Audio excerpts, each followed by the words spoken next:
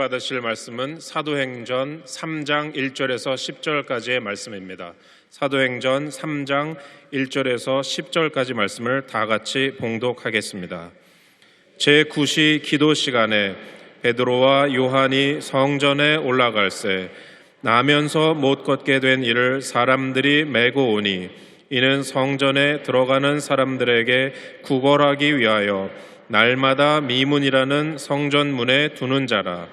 그가 베드로와 요한이 성전에 들어가려 함을 보고 구걸하거늘 베드로가 요한과 더불어 주목하여 이르되 우리를 보라 하니 그가 그들에게서 무엇을 얻을까 하여 바라보거늘 베드로가 이르되 은과 금은 내게 없거니와 내게 있는 이것을 내게 주노니 나사렛 예수 그리스도의 이름으로 일어나 걸으라 하고 오른손을 잡아 일으키니 발과 발목이 곧 힘을 얻고 뛰어서서 걸으며 그들과 함께 성전으로 들어가면서 걷기도 하고 뛰기도 하며 하나님을 찬송하니 모든 백성이 그 걷는 것과 하나님을 찬송함을 보고 그가 본래 성전 미문에 앉아 구걸하던 사람인 줄 알고 그에게 일어난 일로 인하여 심히 놀랍게 여기며 놀라니라. 아멘. 오순절 성령 강림 사건이 있은 후 예수님의 제자들은 성령으로 충만하여 가는 곳마다 복음을 전했습니다. 어느 날 베드로와 요한이 유대인들의 관습을 따라 제9시 기도 시간에 성전으로 올라가고 있었습니다. 어떤 사람이 성전 미문에 앉아서 구걸을 하고 있었는데 이 사람은 태어날 때부터 그럴 수 없는 사람이었습니다. 그는 먹고 살기 위해서 어쩔 수 없이 구걸을 해야 했습니다. 매일 아침 다른 사람이 업어서 성전 미문에 데려다 주면 하루 종일 길가에 앉아서 오고 가는 사람들에게 도와달라고 손을 내밀어야 했던 것입니다. 그런데 베드로와 요한이 그 사람 앞을 지나갈 때 갑자기 베드로의 마음속에 이 사람이 오늘 일어나서 그럴 수 있다라는 확신이 용솟음을 쳤습니다. 성령께서 베드로에게 지식의 말씀의 은사를 주셔서 그 사람이 일어나 걷게 될 것을 알게 하셨던 것입니다. 그래서 베드로는 안전뱅이에게 우리를 보라고 말했습니다. 그러자 안전뱅이가 베드로를 쳐다보았습니다. 이 사람이 도대체 얼마나 많은 돈을 주려고 쳐다보라고 하나. 그는 생각을 하면서 기대감에 잔뜩 부풀어 올라 두 손을 내밀었습니다.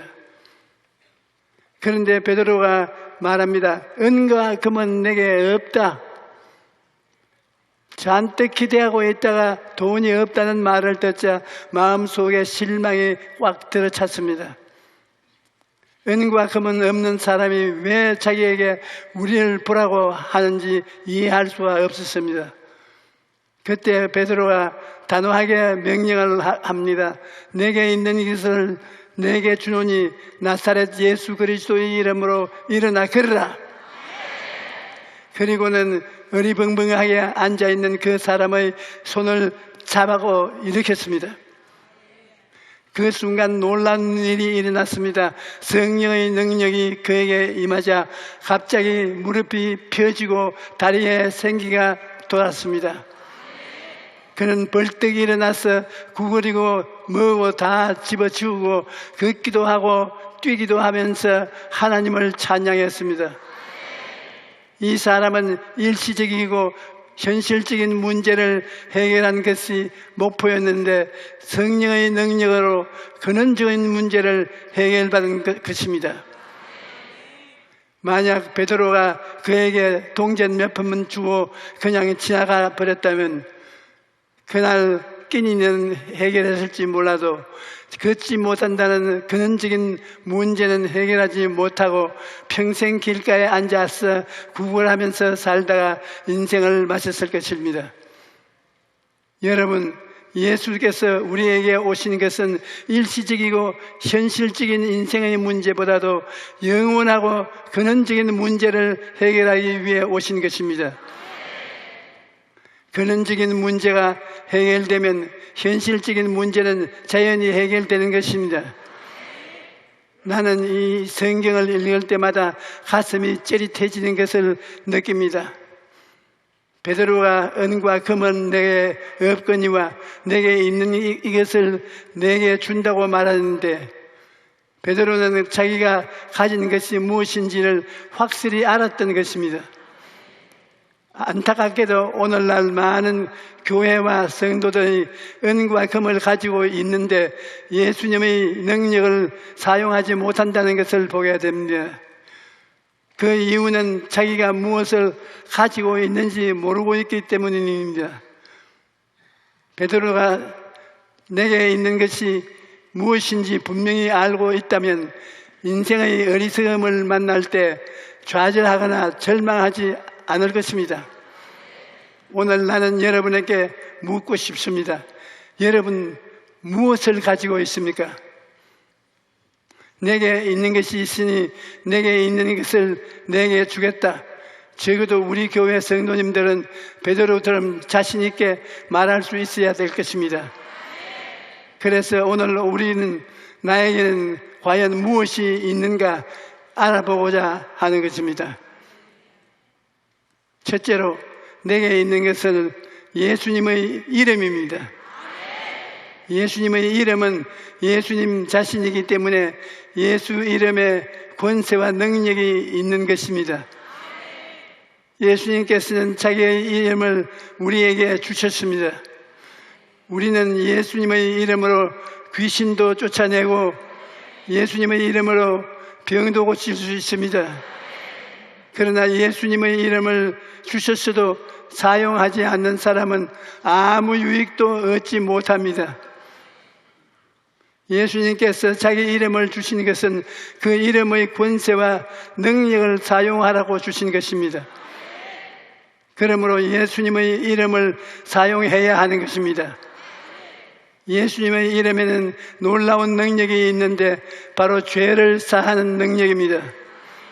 예수님께서는 우리의 죄를 대신 짊어지시고 가시관을 쓰시고 양손과 양발에 대못이 박히시고 창에 찔러 물과 피를 쏟음으로써 십자가에서 죽으셨습니다. 이사야 53장 5절로 6절에 그가 찔림은 우리의 허물 때문이요 그가 상함은 우리의 죄악 때문이라. 그가 징계를 받음으로 우리는 평화를 누리고 그가 채찍에 맞음으로 우리는 나음을 받았도다. 우리는 다 양 같아서 그릇 행하여 각기 제 길로 갔거늘 야훼께서 우리의 모든 죄악을 그에게 담당시키셨도다라고 말씀합니다. 예수님께서 우리 죄를 대신 지고 십자가에서 죽으심으로 죄를 다 청산하셨기 때문입니다. 이제 누구든지 예수 이름을 부르는 자는 죄 사함을 받고 구원을 얻게 되는 것입니다. 우리 교회 성도들 중에 30년이 넘도록 이단 사슬에 매여 있다가 회개한 사람이 있었습니다. 그의 딸이 어머니를 위해 눈물로 기도하고 전도했으나 도무지 딸의 말을 듣지 않았습니다. 그런데 딱 한 번만 교회에 가달라는 부탁에 못 이겨 예배에 참석했다가 예수님의 이름과 그 보혈에 대한 설교를 듣고 그 자리에서 눈물을 펑펑 쏟으면서 예수님을 영접했던 것입니다. 예수님께서 십자가에서 우리 죄를 다 청산하셨기 때문에 우리는 버림을 받아야 마땅함에도 불구하고 한 번도 죄를 안 지은 사람처럼 용서를 받은 것입니다. 예수님의 이름에는 이처럼 놀라운 능력이 있습니다. 또 우리는 예수님의 이름으로 더러운 귀신을 쫓아낼 수가 있습니다. 예수님께서는 믿는 자들에게는 이런 표적이 따르리니 곧 그들이 내 이름으로 귀신을 쫓아내며 새 방언을 말하며 뱀을 집으며 올리며 무슨 독을 마실지라도 해를 받지 아니하며 병든 사람에게 손을 얹은 적 나으리라고 하시더라고 약속하셨습니다. 우리 교회에 출석하는 어떤 부부의 간증을 들었었는데 남편이 술만 먹으면 부인을 때리는 것입니다. 참다 못한 부인이 마지막 방법으로 남편에게 철야 예배를 가자고 말했습니다. 그래서 두 사람이 철야 예배를 드렸는데 어떤 집사님이 남편에게 와서 당신 알코올 중독인데 술을 끊지 않으면 곧 죽습니다 라고 말하고 가버렸다는 것입니다. 그 말을 듣고 두려워진 남편이 아내와 기도문에 올라가 7일 금식 기도를 하고 있는데 그 남편이 아내에게 말하기를 내 옆에 검은 사람이 쫓아다니면서 술을 먹으라 하고 아내를 때리라고 한다는 것입니다. 그래서 두 사람이 힘을 합쳐 나사렛 예수 이름으로 귀신을 쫓았더니 귀신이 떠나가고 그날 이후로 술을 딱 끊고 착실한 성도가 되었습니다. 하나님의 기적은 오늘날에도 일어납니다. 오늘날 또 나사렛 예수의 이름으로 귀신을 쫓아낼 수 있는 것입니다. 우리의 힘으로 쫓아내면 귀신이 나갈 리가 없지요. 우리 힘이 아니라 예수 이름의 권세와 능력을 사용하기 때문에 귀신이 쫓겨나가는 것입니다. 그것만이 아닙니다. 우리는 예수 이름으로 병을 치료할 수 있는 것입니다. 언젠가 대만에서 복음을 증거할 때 신유기도가 끝나온 후 간증 시간에 어떤 부인이 엑스레이 2장을 가지고 나와서 그리고 간증하기에 코에 중한 병이 있었는데 병원에서 의사들이 도저히 고칠 수 없다고 했는데 예수님의 이름으로 눈 깜짝 사이에 나아버렸다는 것입니다. 그래서 엑스레이를 가지고 나와서 사람들에게 간증하는 것을 보았습니다. 그런데 그분이 전문가인 의사가 마침 집회에 참석했다가 나를 붙잡고 하는 말이 당신 가짜가 아니죠? 진짜죠? 그러는 겁니다. 그리고 내가 쓴 4차원 영성을 손에 들고 이게 거짓말 아니고 참말이죠? 또 그렇게 묻습니다. 그래서 내가 거짓말 같으면 안 읽으면 되지 않겠느냐? 내가 뭐 할 일이 있어서 거짓말을 하고 되겠느냐? 그렇게 대답을 했습니다. 그런데 다음날 아침 식사를 하고 있는데 그 의사가 찾아와서 하는 말이 나는 이비인후과 전문이다. 의학적으로는 그 병은 그렇게 순간적으로 나올 수가 없는 병인데 순식간에 낫는 것을 보고 너무나 믿기지 않아서 진짜인가 자꾸 물어본 것이다. 그렇게 말했습니다.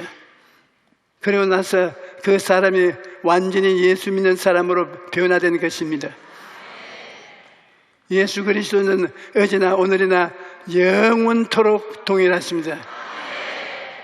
예수님은 오늘 또 육체의 병을 고쳐주시고 마음의 병을 고쳐주시고 생활의 병을 고쳐주시는 것입니다. 예수님은 오늘 이 시간에도 여러분의 병을 고치려 하시고 계신 것입니다.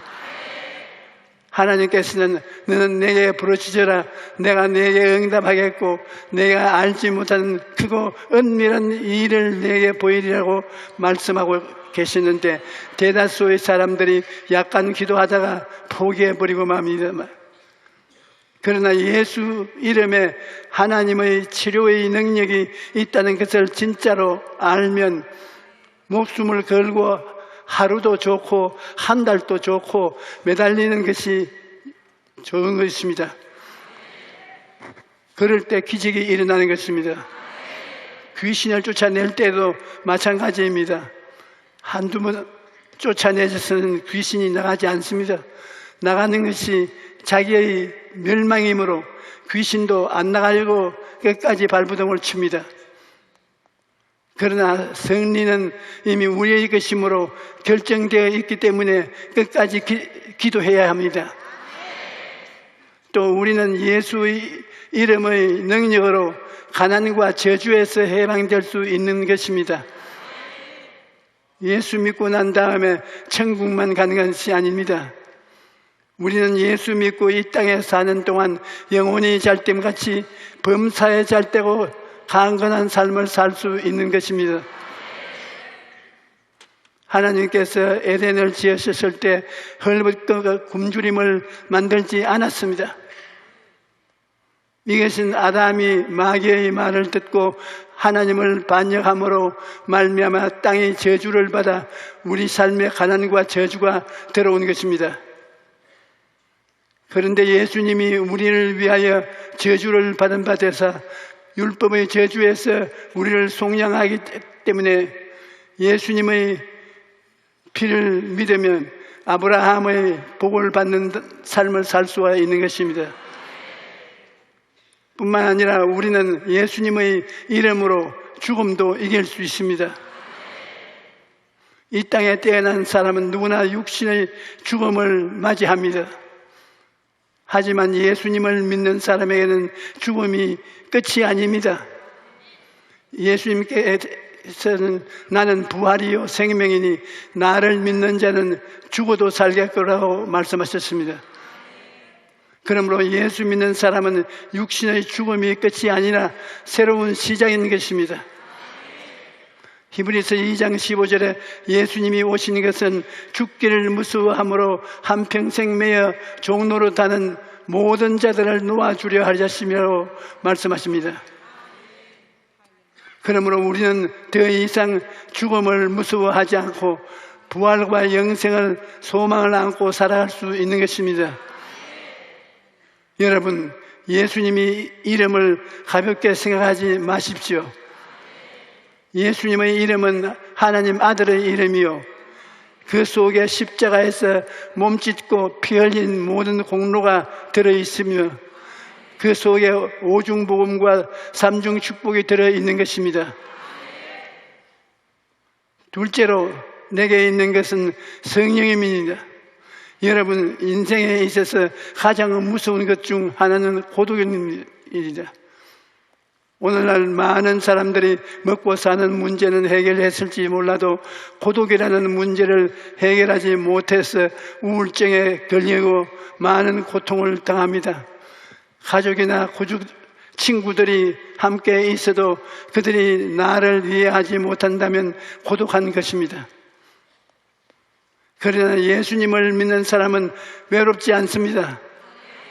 예수님께서는 십자가에 달리시기 전 내가 아버지께 구하겠으니 그가 또 다른 보혜사를 너에게 주사 영원토록 너희와 함께 있게 하시니 그는 진리의 영이라 세상은 능히 그를 받지 못하나니 이는 그를 보지도 못하고 알지도 못함이니라. 그러나 너희는 그를 아나니 그는 너희와 함께 거하심이요 또 너희 속에 계시겠음이라고 약속하셨습니다. 그리고 죽으시고 부활하신 후 약속하신 대로 성령을 보내주신 것입니다. 성령님은 우리와 영원히 함께 하십니다. 우리를 홀로 두지 않는다는 것을 알아야 합니다. 이제 우리의 인생에는 나 혼자는 없습니다. 언제든지 성령께서 함께 하시는 것입니다. 여러분, 항상 이것을 생각하고 고백하십시오. 성령님이 나와 함께 계신다. 나는 혼자 인생을 살지 않는다. 성령님과 함께 인생을 산다. 그러므로 나는 할 수 있다. 여러분, 혼자 인생을 사는 것이 아니고 성령님이 함께 계시니 무엇이든 할 수 있습니다. 전도서 4장 12절에 한 사람이면 배하겠거니와 두 사람이면 맞설 수 있었나니 세 겹실은 쉽게 끊어지지 아니하느니라고 말씀합니다. 아무리 힘든 일도 여럿이 함께 하면 넉넉히 이겨내는 것입니다. 사람이 함께해도 이처럼 힘을 얻는데 하물며 성령님이 함께 하신다면 우리가 못할 것이 없는 것입니다. 셋째로 우리는 예수님의 이름으로 성령님의 능력을 의지하여 다른 사람들을 일으켜 세워줄 수 있습니다. 오늘날 우리 주변을 돌아보며 수많은 사람들이 절망이라는 길가에 주저앉아 있습니다. 성전 미문에 앉아있던 사람은 다리를 사용할 수 없었기 때문에 가고 싶은 곳에도 못 가고 하고 싶은 일도 못하고 오도 가도 못하고 앉아 있어야 했습니다. 그러나 다리를 쓰지 못하는 사람만이 안진뱅이가 아닙니다. 오늘날 수많은 사람들이 죄의 사슬에 매여서 불의와 더러움에 매여져서 질병에 매여져서 가난에 매여져서 죽음에 매여져서 오도 가도 못하고 절망의 자리에 주저앉아 하루하루를 살아가고 있는 것입니다. 갖가지 문제에 매여져서 날마다 다람쥐 쳇바퀴 돌듯이 살아가는 모든 인생이 안진뱅이인 것입니다. 안진뱅이는 혼자 움직일 수 없는 사람입니다. 그러므로 혼자 살아갈 수 없습니다. 누군가의 도움이 필요한 것입니다. 안진뱅이로 살아가던 우리가 예수님의 이름으로 일어나 걷고 뛰게 되었으니 이제는 우리가 다른 이들을 향하여 손을 내밀어야 합니다. 우리에게 은과 금은 없습니다. 하지만 우리에게는 예수님의 이름이 있는 것입니다.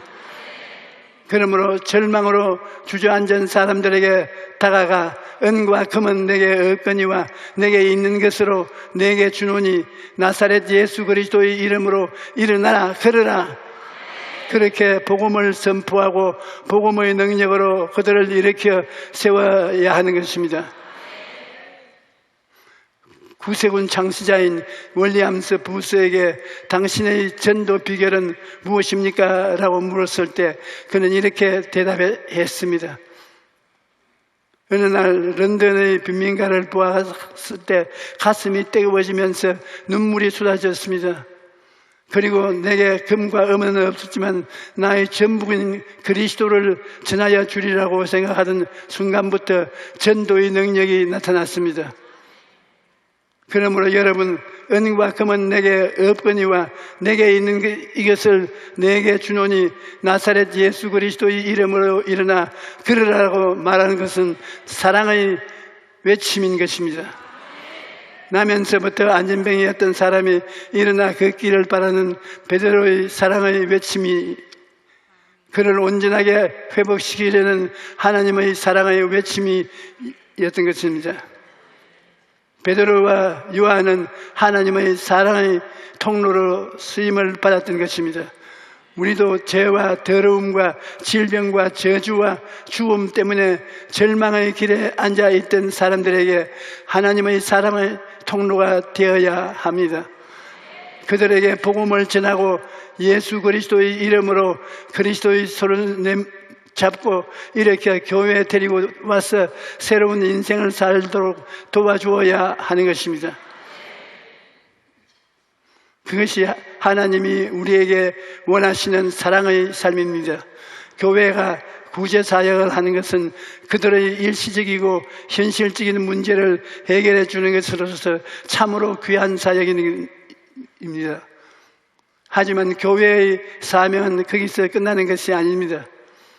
그들이 예수님을 만나고 근원적이고 영원한 문제를 해결할 수 있도록 복음을 전파해야 하는 것입니다. 오늘날 이 땅을 살아가는 모든 인생에게 예수님이 필요합니다. 우리는 가는 곳마다 인생의 근원적이고 영원한 문제를 해결하시는 예수님을 전해야 합니다. 오늘 오신 여러분 모두가 예수님을 만나고 예수 이름으로 절망의 자리에서 일어나시기를 바랍니다. 뿐만 아니라 주변을 돌아보아 절망의 자리에 주저앉은 사람들을 예수 이름으로 일으켜 세우는 복된 삶을 살아가시기를 주님의 이름으로 간절히 축원합니다. 할렐루야.